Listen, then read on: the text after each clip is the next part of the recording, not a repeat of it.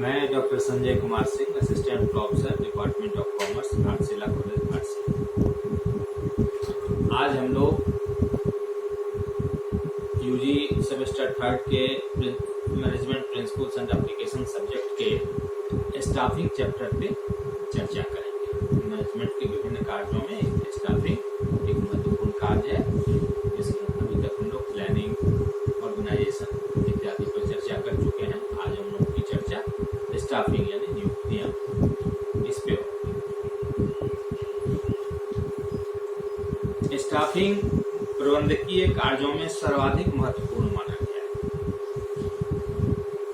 प्रायः ऐसा देखने में आता है कि एक प्रबंधक अच्छी कार्य योजना बनाता है, स्पष्ट संगठन चार्ट बनाता है, आधुनिक लेखा नियंत्रण प्रणाली अपनाता है, फिर भी लक्ष्य को प्राप्त करने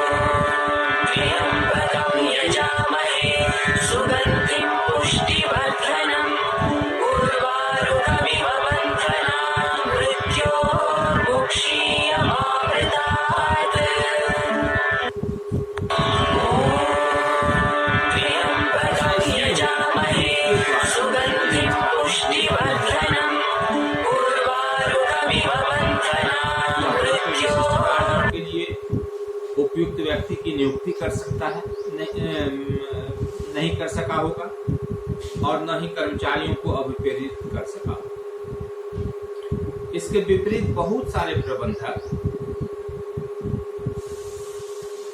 योजना, संगठन तथा नियंत्रण साधनों में ढीले तथा लचक होने के बाद भी सफल सिद्ध हुए हैं, क्योंकि उनका स्टाफिंग कार्य बेहतर स्तर का था।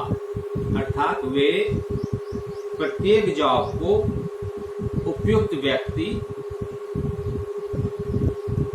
प्रत्येक कार्य के लिए उपयुक्त व्यक्ति की नियुक्ति की और उस जगह पर उसको बिठाया तथा उन्हें प्रशिक्षित एवं अभिप्रेरित भी किया।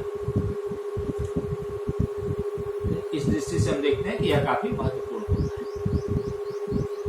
एक बार जब उपक्रम के लक्ष्य निर्धारित कर दिए जाते हैं और उसके अनुसार एक उपयुक्त संगठन संरचना विकसित कर ली जाती है, तब प्रबंधक का अगला कार्य होता है स्टाफिंग या नियुक्ति करना। जो संगठन संरचना है उस अनुरूप नियुक्तियां करना।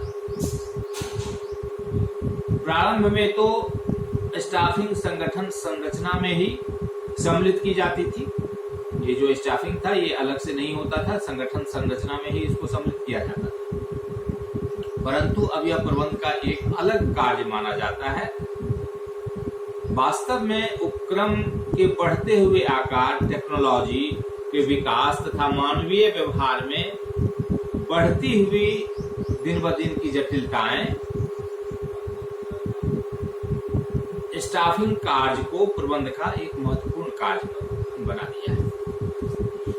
अब स्टाफिंग क्या है?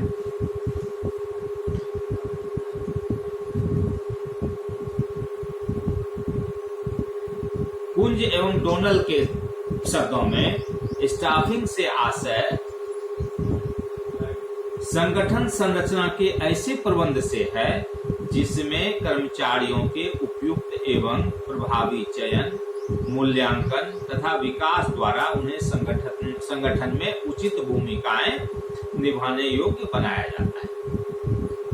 इसी तरह से गैरी डेसलर के अनुसार स्टाफिंग में कर्मचारियों की भर्ती, चयन, प्रशिक्षण, मूल्यांकन एवं विकास सम्मिलित है तथा यह प्रबंध का एक अति महत्वपूर्ण कार्य है। जब हम संगठन की संरचना कर लेते हैं, उसका एक स्ट्रक्चर तैयार कर लेते हैं, तो हमको यह पता होता है, उपक्रम को यह पता होता है, टॉप मैनेजमेंट को यह पता होता है कि हमको कहाँ पर किस तरह का व्यक्ति चाहिए, किस तरह का कर्मचारी चाहिए, कहाँ पे हमको मिडिल मैनेजमेंट में मैनेजर की आवश्यकता है, उसके नीचे कौन कौन से होंगे। ये हमको संगठन की संरचना कर लेने के बाद पता चलता है। अब उसके बाद उस उपयुक्त जगह पर उपयुक्त योग्यता वाले व्यक्तियों को बहाल करना, यही स्टाफिंग कहलाता है। और सिर्फ बहाल करना ही नहीं, बहाल करके उसको जो है उसका मूल्यांकन करना, उसका विकास करने के लिए ट्रेनिंग की व्यवस्था करना, प्रशिक्षण की व्यवस्था करना, जिससे कि वह संगठन में अपनी उचित भूमिका निभा सके, कार्य निष्पादन में सहायक हो सके, उत्पादकता की वृद्धि में उसका योगदान हो सके। तो ये जो बहाली की प्रक्रिया है, चयन की प्रक्रिया है, नियुक्ति की प्रक्रिया है, इसी को हम लोग स्टाफिंग कहते हैं। वह हमारा संगठन के प्रारूप के हिसाब से जो स्ट्रक्चर हमारा है, जिस तरह का संगठन का स्ट्रक्चर हमने तैयार किया है, उस स्ट्रक्चर के हिसाब से जो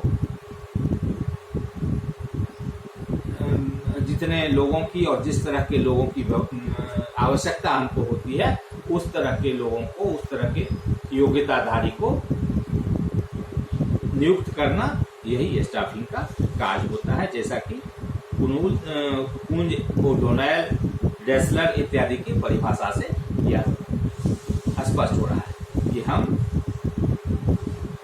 कर्मचारियों को उपयुक्त एवं प्रभावी ढंग से उसका चयन करते हैं। उपयुक्त मतलब योग्यता जो है, जिसमें जिस पद के लिए हम चयन करने जा रहे हैं उसकी योग्यता हो, उसमें उसका प्रभावी चयन हो, उसके विकास के लिए उसे जो है प्रशिक्षण देते हैं, जिससे कि वह प्रभावी ढंग से अपनी भूमिकाएं संगठन के कार्यों के निष्पादन में कर सके। इस तरह से हम देखते हैं कि स्टाफिंग की लक्षण क्या है, इसकी विशेषताएं क्या है, फीचर्स क्या है। तो स्टाफिंग का कार्य जो है यह सार्वभौमिक है तथा यह प्रत्येक प्रबंधक की जिम्मेदारी है। यह सार्वभौमिक भी है, यूनिवर्सल भी है और प्रत्येक प्रबंधक की जिम्मेदारी भी है।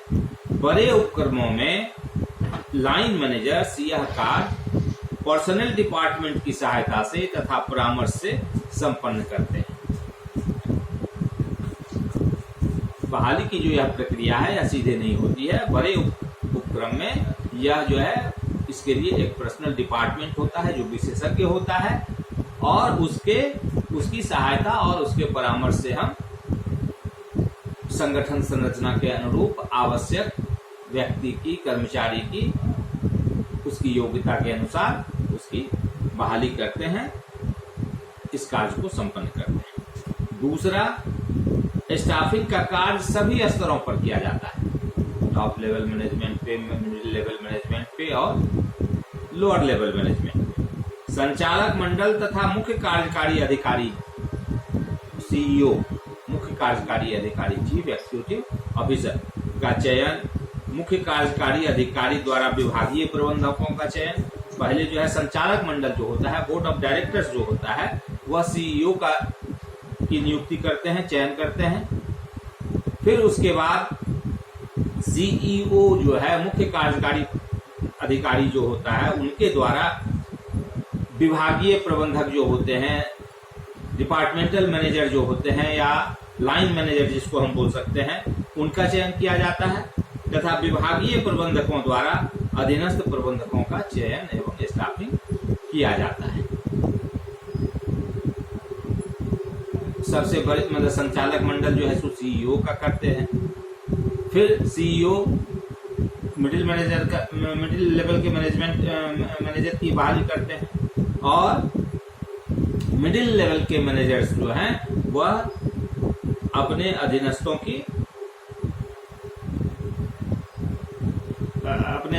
का चयन करते हैं। तीसरा है, स्टाफिंग कार्य एक सतत प्रक्रिया है। यह निरंतर चलने वाली प्रक्रिया है जो एक उपक्रम में मानवीय संसाधनों के नियोजन, चयन, प्रशिक्षण, विकास तथा मूल्यांकन के रूप में निर्बाध गति से चलती रहती है। अर्थात चयन कर लेने के बाद ही यह रुक नहीं जाती है। चयन कर लेने के बाद ही कार्य समाप्त नहीं हो जाता है। फिर उस चयनित कर्मचारियों का उसका जो है सो प्रशिक्षण किया जाता है, उसको विकसित किया जाता है, उसका समय समय पर मूल्यांकन, उसके कार्य का मूल्यांकन किया जाता है, और फिर अगर उसमें कुछ कमी रहती है तो फिर इस सब प्रक्रिया को दोहराई जाती है और यह प्रक्रिया निर्बाध गति से चलते रहती है, इसलिए इसको एक सतत प्रक्रिया कहा गया है, कंटिन्यूअस प्रोसेस कहा गया है। तो स्टाफिंग का कार्य भी जो है सो यह कंटिन्यूअस प्रोसेस है।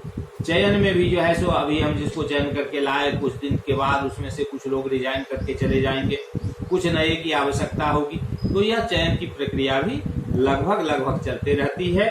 और फिर चयन हो जाने के बाद उसका जो है सो प्रॉपर ट्रेनिंग, उसका डेवलपमेंट, उसका मूल्यांकन, ये सब प्रक्रियाएं चलते रहती हैं। और इसमें जो है फिर जब कोई कमी रहती है तो फिर जहाँ पे जो कमी है और जिस चीज की उसको आवश्यकता है, उसको विकसित करने की आवश्यकता है, उसको ट्रेन करने की आवश्यकता है, तो यह सतत चलते रहता है, कंटिन्यूअस चलते रहता है।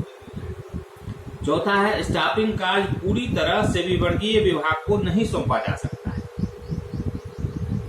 विभिन्न कार्यात्मक विभाग, फंक्शनल डिपार्टमेंट जो है वह पर्सनल डिपार्टमेंट से के सहयोग से यह कार्य पूरा करते हैं। यह संपूर्ण रूप से जो है सो पर्सनल डिपार्टमेंट को नहीं सौंप दिया जाता है, उनकी सलाहें ली जाती हैं, उनको दायित्व दिया जाता है, लेकिन संपूर्ण रूप से 100% यह कार्य पर्सनल डिपार्टमेंट को नहीं सौंपा जा सकता है।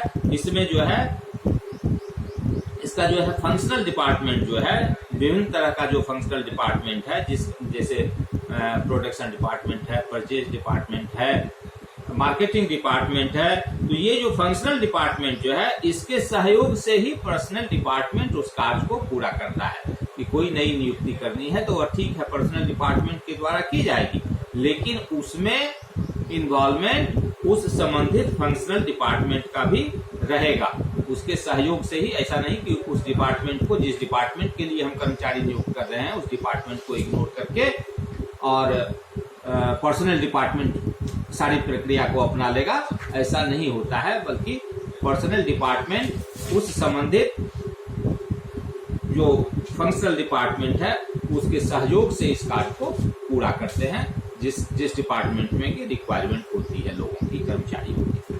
पांचवा है, स्टाफिंग का मुख्य उद्देश्य। स्टाफिंग का मुख्य उद्देश्य कर्मचारियों में समूह भावना का विकास करके संस्था के लक्ष्य प्राप्त करने के लिए मानव संसाधनों का सदुपयोग करना। ये जो डिपार्टमेंट होता है, हमारा स्टाफिंग डिपार्टमेंट होता है, इसका मुख्य उद्देश्य क्या होता है कि कर्मचारियों में ग्रुप भावना का, समूह भावना का विकास करना, जिससे कि संस्था के लक्ष्य को प्राप्त करने के लिए मानव संसाधनों का पूर्ण सदुपयोग हो सके। जब तक अलग अलग काम होते रहेगा, समूह की भावना का विकास नहीं होगा, ग्रुप की भावना का विकास नहीं होगा, टीम स्पिरिट नहीं बनेगा, तब तक किसी भी लक्ष्य को हासिल नहीं किया जा सकता है। इसलिए इस तरह की भावना को विकसित करने का दायित्व इसी स्टाफिंग डिपार्टमेंट को होता है कि वह अपने कर्मचारियों में टीम स्पिरिट की भावना को बढ़ावा दे और मानव संसाधनों का मैक्सिमम सदुपयोग करते हुए लक्ष्य प्राप्ति की ओर अग्रसर हो सके। छठा है कि स्टाफिंग व्यक्तियों से संबंध रखता है। स्टाफिंग जो है यह किसी मशीन से संबंध नहीं रखता है, यह व्यक्ति से संबंध रखता है जो विभिन्न सामाजिक तथा मनोवैज्ञानिक घटकों से प्रभावित होते रहते हैं। व्यक्ति जो है, कोई भी सामाजिक घटना होती है, मनोवैज्ञानिक घटना होती है, वह उससे प्रभावित होता है। वह मशीन नहीं है, वह निर्जीव नहीं है जो वह किसी चीज से प्रभावित नहीं हो। आज कोरोना का समय है, हम लोग सभी कोई कोरोना से प्रभावित है। किसी न किसी तरह का डर जो है सो लोगों के मन में बैठा हुआ है। तो ये जो घटनाएं होती रहती हैं सामाजिक, मनोवैज्ञानिक, यह कोरोना जो है सो एक मनोवैज्ञानिक दबाव मेरे ऊपर, हम लोगों के ऊपर डाले हुए हैं, रखे हुए हैं, जिस वजह से कि अभी हम लोग लॉकडाउन के समय को देख रहे हैं, फेस कर रहे हैं। तो ये जो सामाजिक और मनोवैज्ञानिक घटनाएं होती हैं, घटक होते हैं, फैक्टर्स होते हैं, यह व्यक्ति पर प्रभाव डालता है और इस कारण यह कार्य जो है सो ज्यादा जटिल बन जाता है कि ऐसी ये जो घटक हैं जो व्यक्तियों पे दबाव डालते हैं, मानसिक रूप से दबाव डालते हैं, इसको कैसे दूर किया जाए, इसको कैसे लोगों के दिमाग से इसको हटाया जाए, ये सब कार्य स्टाफिंग डिपार्टमेंट का होता है।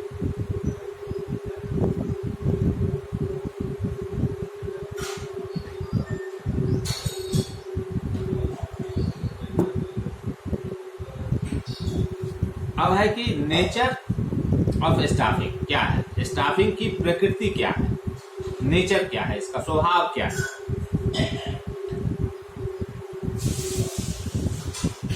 संगठन के स्टाफिंग की प्रकृति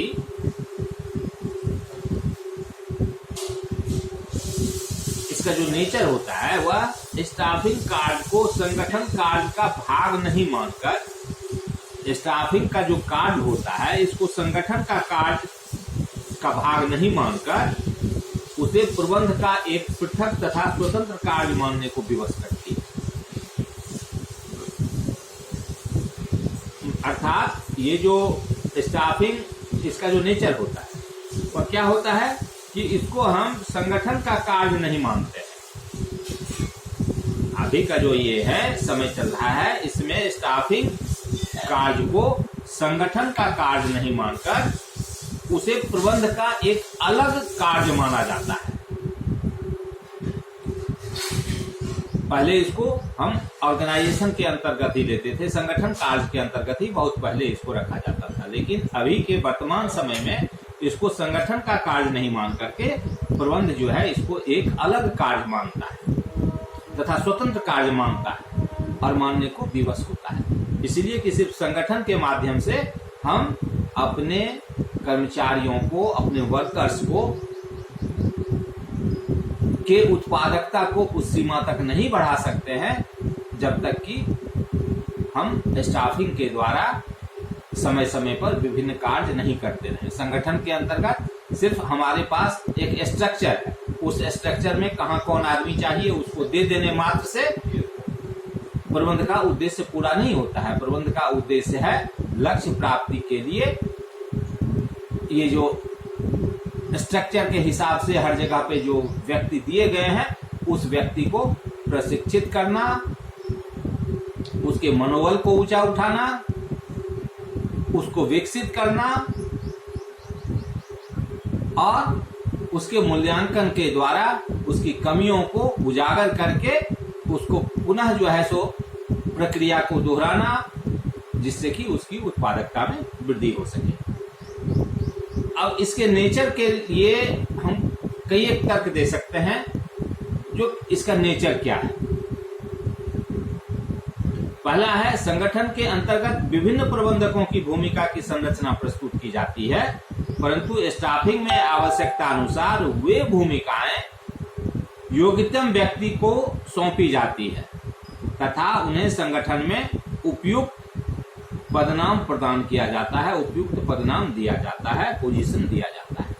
अर्थात जो विभिन्न प्रबंधकों की भूमिका की संरचना प्रस्तुत की जाती है संगठन के अंतर्गत, जो संगठन हमारा है उसके स्ट्रक्चर के अंतर्गत जो विभिन्न प्रबंधक हैं उनकी भूमिकाओं की संरचना प्रस्तुत की जाती है कि कौन सा प्रबंधक क्या करेगा, कहाँ पे रहेगा। परंतु स्टाफिंग जो है स्ट्रक्चर में सिर्फ हमको आवश्यकता कहाँ पे क्या चीज चाहिए हमको इसकी जानकारी दी जाती है कि हमारे कार्य को पूरा करने के लिए हमको इस तरह का स्ट्रक्चर चाहिए जिसमें ये आदमी, इतने श्रमिक लगेंगे, इतने पर्यवेक्षक लगेंगे, इतने सुपरवाइजर लगेंगे, इतने सुपरिटेंडेंट लगेंगे, तो ये हमारा स्ट्रक्चर बताता है। परंतु स्टाफिंग में क्या होता है कि आवश्यकता अनुसार वे भूमिकाएं योग्यतम व्यक्ति को सौंपी जाती है। जो योग्य व्यक्ति है, किसी को भी कोई योग्य मतलब नहीं सौंपा जाता है। स्टाफिंग ही यह काम करता है कि वह योग्य व्यक्ति का चयन करके उस भूमिका के लिए जो योग्यतम व्यक्ति होता है उसको, उस व्यक्ति को वह कार्य सौंपा जाता है तथा उन्हें संगठन में उपयुक्त डिजिग्नेशन दिया जाता है, पदनाम दिया जाता है, जिससे कि वह अपने उस पद के हिसाब से अपना काम करता रहे। दूसरी प्रकृति है इसकी कि स्टाफिंग कार्य को संगठन से भिन्नता प्रदान करके कर्मचारियों के चयन, मूल्यांकन, प्रबंधकीय विकास आदि में मानवीय तत्वों तथा मूल्यों पर अधिक जोर देना संभव होता है। हम सिर्फ स्ट्रक्चर खड़ा करके छोड़ दें, वहां पर लोगों को बहाल करके छोड़ दें संगठन के कार्य के अंतर्गत उसको ला करके, तो इससे हमारे लक्ष्य की पूर्ति नहीं होती है। बल्कि इसको स्टाफिंग कार्य को हम संगठन से भिन्न करते हैं, तभी जाकर के हम यह स्टाफिंग के द्वारा जो है, इस डिपार्टमेंट के द्वारा जो है कर्मचारियों का चयन किया जाता है, उपयुक्त कर्मचारियों का, उपयुक्त योग्यताधारी का चयन किया जाता है, उनका मूल्यांकन होते रहता है, प्रबंधकीय विकास या प्रबंधकीय क्षमता जो है सो उसमें विकसित की जाती है, और इन सब के द्वारा जो है सो मानवीय तत्व तथा मूल्य पर अगर हम ये सब करते रहते हैं तो मानवीय तत्व जो है और जो मूल्य है, वैल्यूज हैं, उस पे जो है जोर देना संभव हो पाता है। तीसरा है स्टाफिंग के क्षेत्र में हुए शोध कार्य द्वारा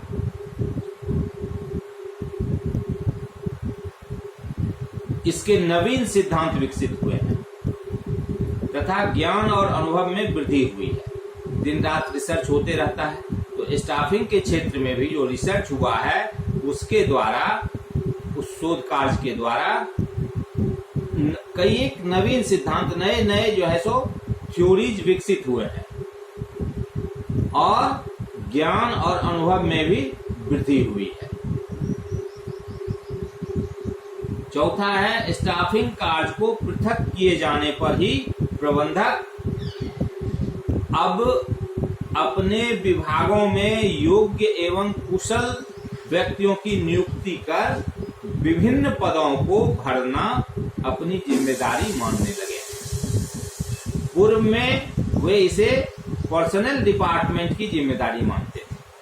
पहले पर्सनल डिपार्टमेंट को रिक्वायरमेंट दे दिया जाता था और पर्सनल डिपार्टमेंट उस रिक्वायरमेंट के हिसाब से व्यक्ति योग्यता के अनुसार व्यक्ति को बहाल करके लाता था। किंतु अब क्या किया गया है कि ये जो स्टाफिंग का कार्य है इसको एक अलग विभाग बना दिया गया है और प्रबंधक अब अपने विभागों में, जिस विभाग के लिए रिक्वायरमेंट है, जहां पर की व्यक्ति की नियुक्ति होनी है, उस विभाग के प्रबंधक जो है अब अपने विभागों में योग्य एवं कुशल व्यक्तियों की नियुक्ति स्वयं करता है पर्सनल डिपार्टमेंट की सहायता से, और इस प्रकार वह विभिन्न पदों को भरता है और इस विभिन्न पद को भरने की वह अपनी जिम्मेदारी मानने लगा है।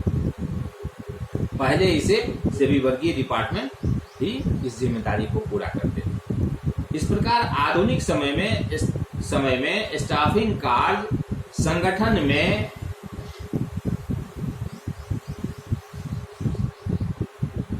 अलग प्रबंधकीय कार्य माना जाने लगा है। पहले यह संगठन का कार्य माना जाता था, ऑर्गेनाइजेशन का कार्य माना जाता था, लेकिन अभी वर्तमान समय में यह जो है स्टाफिंग का कार्य संगठन से भिन्न है। संगठन से इसको अलग करके, पृथक करके प्रबंधकीय कार्य माना जाने लगा है, परंतु संगठन कार्य से घनिष्ठ रूप से जुड़ा हुआ भी समझा जाता है। ऐसा नहीं है कि यह संगठन से पृथक होने के बाद वह उससे इसका कोई नाता रिश्ता नहीं है, मतलब नहीं। यह संगठन कार्य से घनिष्ठ रूप से जुड़ा हुआ समझा जाता है, जिसमें संगठन संरचना में निर्धारित विभिन्न पदों पर योग्य व्यक्तियों को उपयुक्त भूमिकाएं निर्वहन करने के लिए नियुक्त किया जा सकता है और आवश्यकता अनुसार प्रशिक्षण तथा पारिश्रमिक प्रदान किया जा सकता है।